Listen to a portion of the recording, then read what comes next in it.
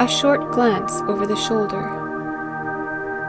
Mr. Peregrine was the first of the Palmer family to learn that there was a Palmer coat of arms.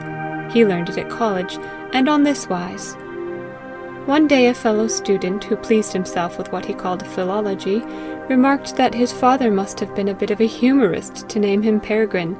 "Except, indeed, it be a family name," he added. "I never thought about it," said Peregrine. "I don't quite know what you mean." The fact was, he had no glimmer of what he meant. "Nothing profound," returned the other. "Only don't you see, Peregrine means pilgrim. It is the same as the Italian pellegrino, from the Latin peregrinus, which means one that goes about the fields, what in Scotland you call a landlouper."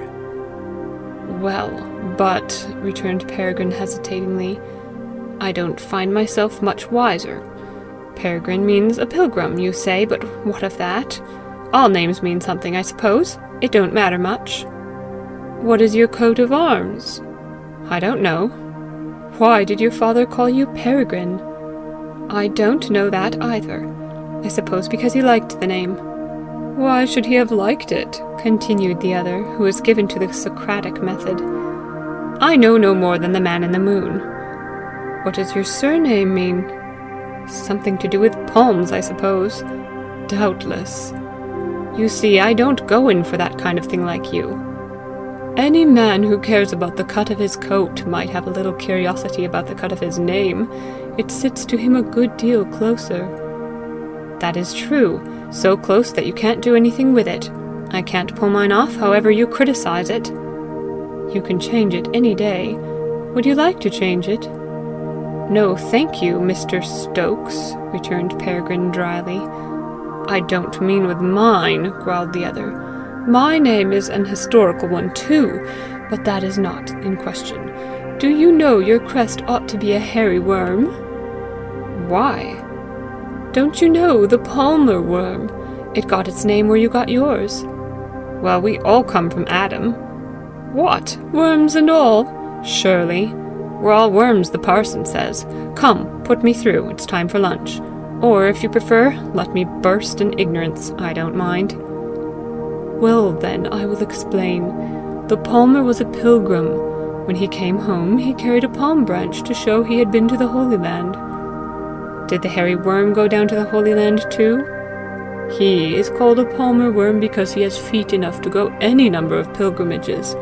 But you are such a landlouper, you ought to blazon 2 hairy worms saltier-wise."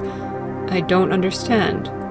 "Why, your name, interpreted to half an ear, is just Pilgrim, Pilgrim." "I wonder if my father meant it." "That I cannot even guess at, not having the pleasure of knowing your father, but it does look like a paternal joke." His friend sought out for him the coat and crest of the Palmers, but for the latter strongly recommended a departure. The fresh family branch would suit the worm so well. His crest ought to be 2 worms crossed, tufted, the tufts ouched and gold. It was not heraldic language, but with Peregrine passed well enough. Still, he did not take to the worms, but contented himself with the ordinary crest. He was henceforth, however, better pleased with his name, for he fancied in it something of the dignity of a doubled surname.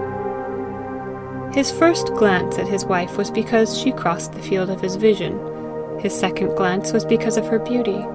His third because her name was Shelley.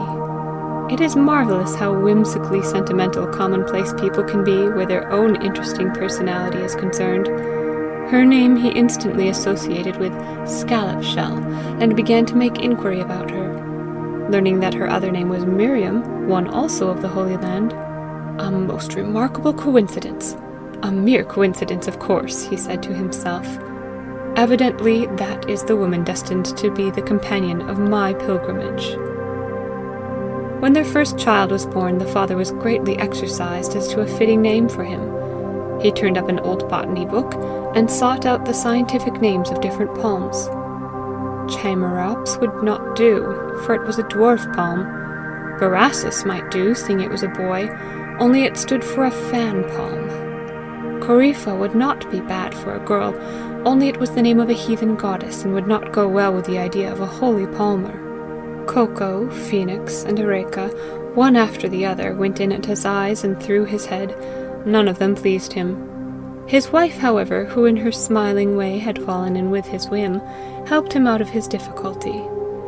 She was the daughter of nonconformist parents in Lancashire, and had been encouraged when a child to read a certain old-fashioned book called The Pilgrim's Progress, which her husband had never seen. He did not read it now, but, accepting her suggestion, named the boy Christian. When a daughter came, he would have had her Christiana, but the wife persuaded him to be content with Christina. They named their second son Valentine, after Mr. Valiant for Truth. Their second daughter was Mercy, and for the third and fourth, Hope and Grace seemed near enough. So the family had a cool glow of Puritanism about it, while nothing was farther from the thoughts of any of them than what their names signified. All, except the mother, associated them with the crusades for the rescue of the sepulchre of the Lord from the pagans. Not a thought did one of them spend on the rescue of a live soul from the sepulchre of low desires, mean thoughts, and crawling selfishness.